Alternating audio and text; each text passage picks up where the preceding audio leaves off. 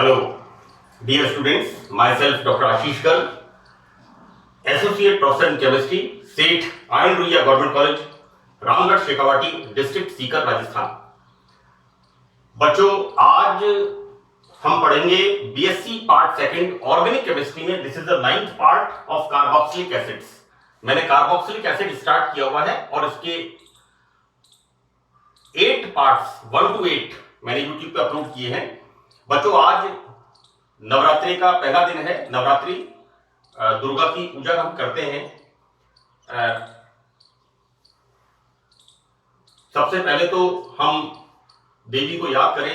या देवी सर्वभूतेषु शक्ति रूपेण संस्थिता नमस्तस्ते नमस्तस्ते नमस्तस्ते नमो नमः। या देवी सर्वभूतेषु शांति रूपेण संस्थिता नमस्तस्ते नमस्तस्ते नमस्तस्ते नमो नमः। आप सब बच्चों को मेरी शुभकामनाएं नवरात्रि की। एक बात बच्चों, इस कोरोना महामारी के टाइम में जब करीब 1 शताब्दी के बाद पूरी दुनिया एक महामारी से त्रस्त है, हाहाकार मचा हुआ है चारों तरफ, मेरा एक इसे एफर्ट्स लाइक ड्रॉप, एक बूंद बराबर एक प्रयास है, जल की बूंद बराबर, कि मैं भी एक शिक्षक के नाते समाज में बच्चों को घर बैठे फ्री एजुकेशन उनको मैं दे सकूं। आज एक छोटा सा मैसेज मेरी तरफ से सब बच्चों के लिए कि देखो बच्चों, आप लोग पढ़ाई करते हो, पढ़ने से हमारा मानसिक विकास होता है, खेलने कूदने से हमारा शारीरिक विकास होता है, और इन सब चीजों से एजुकेशन, स्पोर्ट्स, हमारा शरीर का विकास होता है, हमारा मानसिक बौद्धिक विकास होता है। इसको हम कहते हैं पर्सनैलिटी डेवलपमेंट। देखो बच्चों, व्यक्तित्व के बारे में मैं 5 मिनट के लिए आपको कुछ बताना चाहूंगा। मेरा पिछले 30 साल का यह तजुर्बा है कि मोर देन 90% स्टूडेंट्स, उनका एक मोटिव होता है कि बीएससी कर ले। मैं साइंस का टीचर हूं तो बीएससी की बात करूंगा। आर्ट्स वाले बच्चे बीए करते हैं, कॉमर्स वाले बच्चे बीकॉम करते हैं। बहुत कम बच्चे ऐसे होते हैं जो एमएससी करने जाते हैं। 100 में से मुश्किल से 10-15 बच्चे chemistry, zoology, botany, physics, maths MSc करने के लिए जाते हैं। तो देखो बेटा, आप लोगों का एक मोटिव होता है कि हम बीएड कर लें तो टीचर बन जाएंगे, कोई एग्जाम पास कर लें छोटा सा कॉम्पिटिटिव तो हम बाबू बन जाएंगे, हमें 3rd ग्रेड की टीचरशिप मिल जाएगी, 2nd ग्रेड की टीचरशिप मिल जाएगी। देखो बेटा, मेरा एक नजरिया है कि व्यक्तित्व एक तो होता है, हम देखते हैं इलेक्ट्रिसिटी की लाइन जिसमें बड़े बड़े टावर लगे हुए होते हैं ऊंचे ऊंचे, और उनकी पावर होती है 11,000 वोल्ट की, 11,000 वोल्ट। यानी अगर उस बड़े टावर का तार टूट करके नीचे गिर जाता है तो एक बार मैंने देखा था, वो बुरी तरह से, जैसे कहना चाहिए एपिलेप्सी, जैसे लाइक शिवरिंग, लाइक पूरी तरह से हिल रहा था वो वायर। उसकी पावर कितनी थी? 11,000 वोल्ट। तो एक तो व्यक्तित्व है टावर जैसा जिसमें 11,000 वोल्ट का करंट होता है, और एक व्यक्तित्व है बिजली की लाइन, खंबा होता है, खंबा, पोल, और पोल में होता है होल, और उसमें कितना वोल्ट होता है? 230, 240।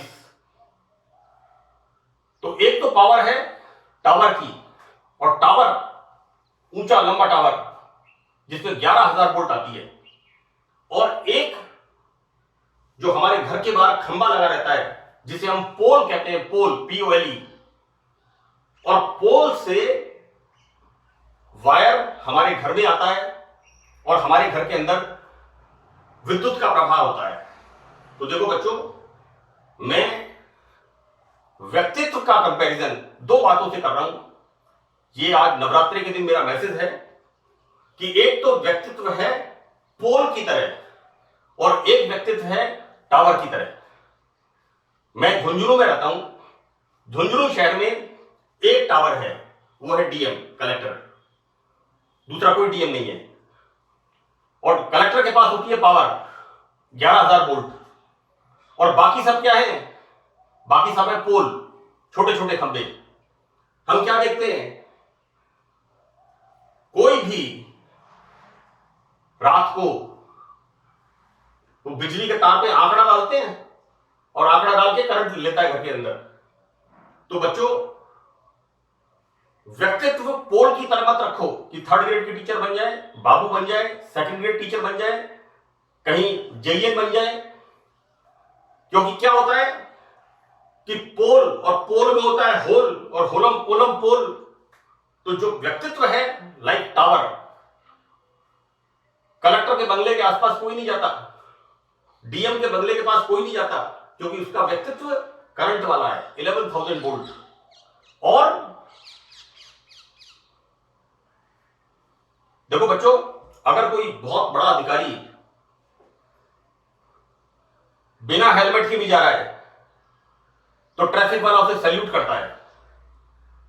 लेकिन अगर कोई अध्यापक जा रहा है, कोई बाबू जा रहा है, तो उसको रोक के कहता है आज तुम्हारा रसीद कटेगी, तुमने नियमों की पालना नहीं करी है। तो बेटा, अपना व्यक्तित्व बनाओ टावर की तरह, अपना व्यक्तित्व विराट बनाओ, मन में मजबूती रखो। मैंने कहा था कि है कौन विघ्न ऐसा जग में, टिक सके आदमी के पग में, खम ठोक खेलता है जब नर, पर्वत पे जाते पांव खड़। तो मेहनत करो। आज नवरात्रि का पहला दिन है, अपना व्यक्तित्व पोल की तरह मत बनाओ कि कोई भी डरा दे और तुम्हारा करंट निकाल ले रोक करके। इसलिए अपने व्यक्तित्व को ईमानदारी के साथ, सच्चे मन से, देवी का नवरात्रा है, उसको याद करो और सच्चे मन से मेहनत करो। कठिन परिश्रम का कोई सब्स्टिट्यूट नहीं है। There is no substitute of hard work. अगर आपने ठान लिया किसी चीज को, तो आप अपना लक्ष्य प्राप्त करके रहोगे। तो thank you very much. I start my lecture now. देखो बेटा, हमने स्टार्ट किया हुआ है hydroxy, monobasic hydroxy acids, right. This is the 9th part. Hydroxy एक क्षारीय अम्ल। यहां पर है बच्चों मेथड ऑफ सिंथेसिस, बनाने की विधि। बच्चों, मैंने 8th पार्ट में आपको रिफॉर्मेट्स की रिएक्शन के बारे में बताया था, और मैंने ये कहा था कि उसके मैकेनिज्म को नीचे लिख दिया था मैंने 8वें भाग में, कि मैकेनिज्म मैं 9th पार्ट में डिस्कस करूंगा, राइट। वहां पर क्या बन रहा था? वहां पर बन रहा था बीटा हाइड्रोक्सी एस्टर। मैंने 8th पार्ट के लास्ट में रिफॉर्मेट्स की रिएक्शन, जिसमें बीटा हाइड्रोक्सी या हाइड्रोक्सी एसिड्स का फॉर्मेशन हो रहा था, वो रिएक्शन को मैंने लिखा था। और लास्ट में मैंने लिखा था कि 9th पार्ट के अंदर मैं इसके मैकेनिज्म को डिस्कस करूंगा। तो हम देखते हैं कि किस तरह से एस्टर, कौन से ester? Alpha halo ester, carbonyl यौगिक के साथ, मैंने यहां लिखा है बच्चों अल्फा हेलो एस्टर कार्बोनाइल यौगिक के साथ जिंक की उपस्थिति में अभिक्रिया करते हैं। इसकी क्या क्रिया विधि है? देखिए यहां पर है, this is alpha halo ester react with zinc and formation of a organometallic compound. Again I am using a word organometallic compound. बच्चों, कार्बन अपने से कम विद्युत ऋणता वाले मेटल के साथ बंध बनाता है। ऐसी स्थिति में कार्बन के ऊपर ऋणावेश और धातु के ऊपर धनावेश होता है। ऐसे यौगिक कहलाते हैं ऑर्गेनोमेटलिक कंपाउंड, राइट। तो इस तरह से जिंक यहां पर एक ऑर्गेनोमेटलिक कंपाउंड बनाता है, और ये बीच में छोड़ दिया COO C2H5। यहां पर हम क्या देखते हैं बच्चों? ये जो बनता है, यहां पर कार्बोनाइल ग्रुप पोलर बॉन्ड होता है। यहां पर ऑक्सीजन इज मोर इलेक्ट्रोनेगेटिव, ये इलेक्ट्रॉन इधर अट्रैक्ट होते हैं। ऑक्सीजन इलेक्ट्रॉन रिच है ना, और यहां पर ये इलेक्ट्रॉन पुअर, इलेक्ट्रॉन न्यून हो जाता है, और ये कार्बोनियन इस पे अटैक करता है। और बच्चों, ये इलेक्ट्रॉन धनी इलेक्ट्रॉन न्यून जिंक मेटल इस पे अटैक करता है in formation of this adduct. इसका जब हाइड्रोलाइसिस करते हैं, देखो बेटा ये लिखा है हाइड्रोलाइसिस, कैसे हो रहा है hydrolysis? Like this is OH minus और ये H plus, right, and formation of this ester. बच्चों दिस इज अल्फा बीटा, क्या बन गया? This is the beta hydroxy ester, right. Overall नाम दे दिया इसका मैंने, मैं IUPAC की बात नहीं कर रहा। अब हम इसका कराते हैं बीटा हाइड्रोक्सी एस्टर का हाइड्रोलाइसिस। तो बच्चों हाइड्रोलाइसिस,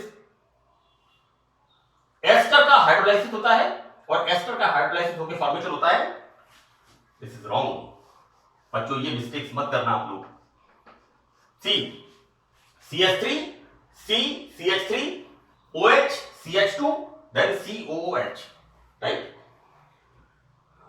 कोई बात नहीं, मेरे से कई बार लिखने में अगर कोई मिस्टेक होती है मैं उसका करेक्शन करता हूं, तो आपके लिए भी एक लाइव प्रेजेंटेशन होगा कि आप इन गलतियों को ना करें, ठीक है। सबसे महत्वपूर्ण चीज है कि एग्जामिनेशन के अंदर आपका प्रेजेंटेशन बिल्कुल क्लियर होना चाहिए।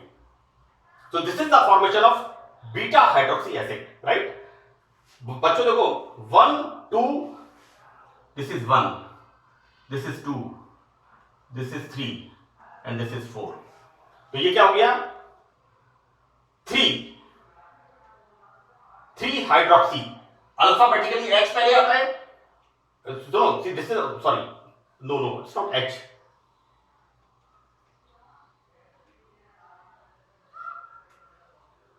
ABCDEFGH IJKLM, this is wrong।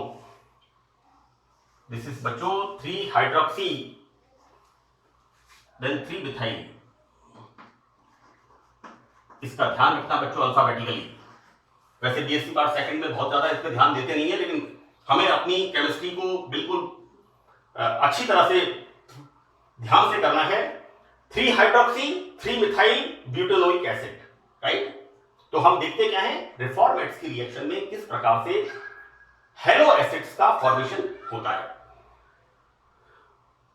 Next synthesis of hydroxy acids, this is the aldol condensation.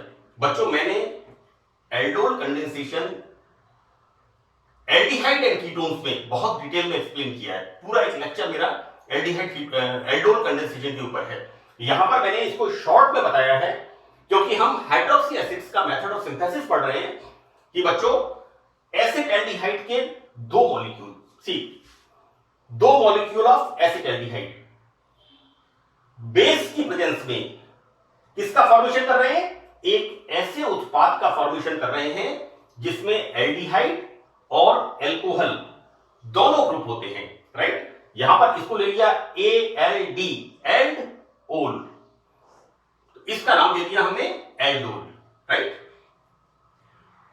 ये जो एल्डोल बनता है, इस एल्डोल का जब हम ऑक्सीडेशन करते हैं तो ऑक्सीकरण करने पर ये एल्डिहाइड ग्रुप कार्बोक्सिलिक एसिड में कन्वर्ट होता है, right, and formation of beta hydroxy acids.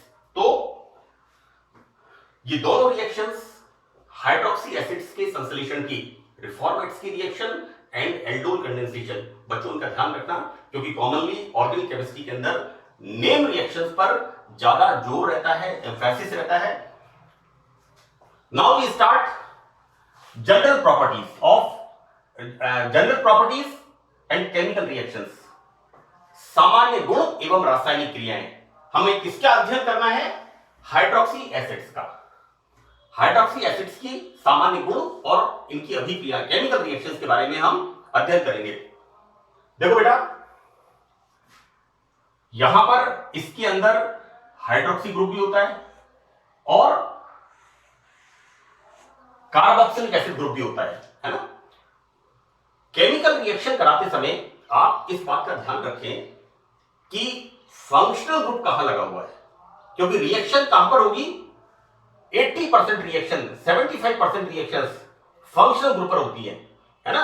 हमें जब कोई सांप आता है नजदीक तो हमारा ध्यान उसके मुंह की तरफ रहता है, क्योंकि वो काटेगा किधर से? वो जो काटेगा दांतों से काटेगा हमें, और काटेगा तो हमें पॉइजन इंजेक्ट करेगा हमारे अंदर, तो हमारा ध्यान कहां रहता है? उसके रिएक्टिंग पार्ट, पूंछ की तरफ ध्यान नहीं रहता, हमारा ध्यान रहता है उसके मुंह की तरफ, राइट? तो आप ध्यान रखो कि फंक्शनल ग्रुप, क्रियात्मक समूह कहां लगा हुआ है। यहां पर फंक्शनल ग्रुप, बच्चों ट्रेन आती है तो ट्रेन का इंजन जिस तरफ होगा ट्रेन उसी तरफ जाएगी। कई बार हम देखते हैं कि ट्रेन जयपुर से दिल्ली की तरफ जाएगी या जयपुर से जोधपुर की तरफ जाएगी, हम 50% 60% ये अंदाजा लगा लेते हैं, लेकिन कई बार ऐसा होता है कि इंजन मोड़ करके दोबारा लगा देते हैं उल्टा जोधपुर की तरफ। इसलिए ध्यान रखना, फंक्शनल ग्रुप का ध्यान रखो। किसी भी बॉल, हमें लगा कि ट्रेन आई दिल्ली की तरफ जा रही है, इंजन लगा हुआ है, लेकिन आधे घंटे बाद पता लगा इंजन वापस बीकानेर की तरफ लगा दिया, राइट? नॉर्थ से वापस साउथ साइड में लगा दिया। रीअरेंजमेंट रिएक्शन, हर चीज केमिकल रिएक्शन है बच्चों।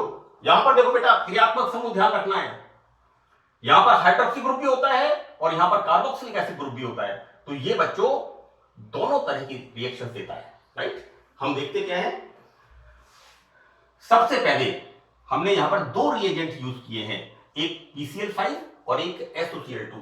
बच्चों ये दोनों रिएजेंट क्लोरीनीकरण के बहुत ही बढ़िया रिएजेंट्स हैं।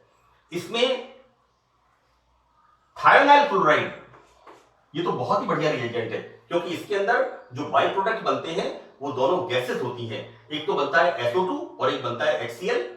जो हमारा प्रोडक्ट मिलता है, जब कोई केमिकल हम उसका क्लोरीनेशन कराते हैं, और जैसे एसिटिक एसिड, सपोज ये एसिड ग्रुप, इसका हम SOCl2 से रिएक्शन कराते हैं, तो यहां पर बेटा एक तो बनेगा SO2 और एक बनेगा HCl। दोनों गैसेस होती हैं और उत्पाद हमें शुद्ध मात्रा में प्योर उत्पाद प्राप्त होता है, उस पर कोई इंप्योरिटी होती ही नहीं है। तो यहां पर हम जब PCl5 से और SOCl2 से रिएक्शन कराते हैं, तो बच्चों यहां पर ये OH ग्रुप Cl से रिप्लेस होता है और ये OH ग्रुप कार्बोक्सिलिक एसिड में, in formation of this acid halide. तो बच्चों क्या बन गया यहां पर? अल्फा क्लोरो या अल्फा हेलो एसिटिल क्लोराइड, है ना? या हम कह देते हैं बच्चों, हम क्या कहते हैं, CH3COCl, इसको हम क्या कहते हैं? Acid halide, right? This is alpha hello acid halide. इसका जब हाइड्रोलाइसिस करते हैं तो हाइड्रोलाइसिस किसका होगा? इस एसिटाइल ग्रुप का, इस तरह से, और फॉर्मेशन क्या होगा? एसिड। ये बन गया हमारे पास alpha chloro acetic acid, right?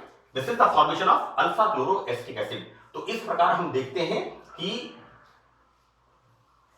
Hydroxy monocarboxylic acids, दोनों प्रकार की रिएक्शंस, हाइड्रोक्सी ग्रुप की और कार्बोक्सिलिक एसिड की, क्योंकि इसमें दोनों प्रकार के फंक्शनल ग्रुप्स, क्रियात्मक समूह होते हैं। सेकंड रिएक्शन देखो बेटा, डाइल्यूट H2SO4 या एसिडिक KMnO4 के साथ गर्म करने पर हाइड्रोक्सी एसिड्स या तो एल्डिहाइड देते हैं या फिर कीटोन देते हैं। बच्चों यहां पर just a minute, this is the oxidation process, right? यहां पर बच्चों ऑक्सीडेशन प्रोसेस होता है और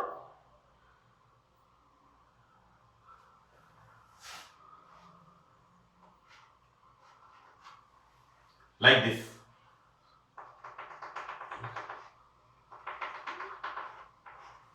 this is the dehydrating agent। मैंने लिखा है इसमें कि डाइल्यूट H2SO4 या एसिडिक KMnO4 के साथ गर्म करने पर hydroxy acids, see this are the hydroxy acids, this is the hydroxy acid, right? ये क्या देते हैं? एल्डिहाइड या कीटोन बनाते हैं। See this is the hydroxy acid. इसको डाइल्यूट H2SO4 के साथ उबालते हैं, गर्म करते हैं, बॉइल करते हैं, तो यहां पर removal of water molecule and formation of acetaldehyde, right? Next हमने लिया है बच्चों यहां पर R एंड R'। यहां मैंने गलती कर दी, दिस कार्बन इज ट्राइवेलेंट। ध्यान रखना बच्चों, carbon is tetravalent, remember, like this. मुझे लग रहा था something is abnormal, this carbon is tetravalent. See यहां पर R and R', hydroxy acid, इसका जब ऑक्सीडेशन करते हैं एसिडिक KMnO4 के साथ, then formation of ketone, this is the formation of ketone, right? Now removal of CO2 and H2O, this with this, right? Formation of this ketone, acetone or whatever it is, ketone, क्योंकि R and R dash, बच्चों alkyl group यहां पर अलग अलग है, ये वाला CH3 तो ये वाला C2H5, डिफरेंट alkyl ग्रुप को ये रिप्रेजेंट कर रहा है. Then formation of ketone plus water molecule C, like this, and formation of CO2, right? तो इस तरह हम देखते हैं कि हाइड्रोक्सी एसिड्स का डाइल्यूट H2SO4 या एसिडिक KMnO4 से ऑक्सीडेशन करने पर यहां पर बच्चों डिहाइड्रेशन हो रहा है, यहां पर ऑक्सीडेशन हो रहा है, and formation of aldehydes and ketones. Now our next reaction, अगली रिएक्शन क्या है बच्चों? हाइड्रोक्सी एसिड्स का HI के साथ यहां पर प्रोसेस होता है रिडक्शन. दिस प्रोसेस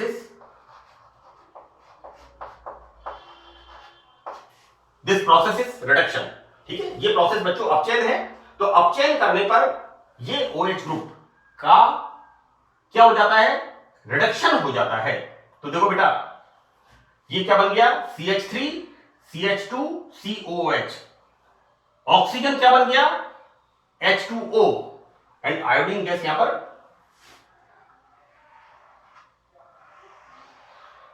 H2O, और ये 2I है, I2. This is the formation of propanoic acid. बेटा CH3 CH2 COH plus H2O plus I2, right? This is the formation of propanoic acid, right? So that's all about the 9th part. आप सभी को नवरात्रि की शुभकामनाएं. आप के लिए बहुत बहुत मेरी ग्रीटिंग्स हैं नवरात्रि की. आप खूब अच्छी तरह से मेहनत करके आप पढ़ें. Thank you.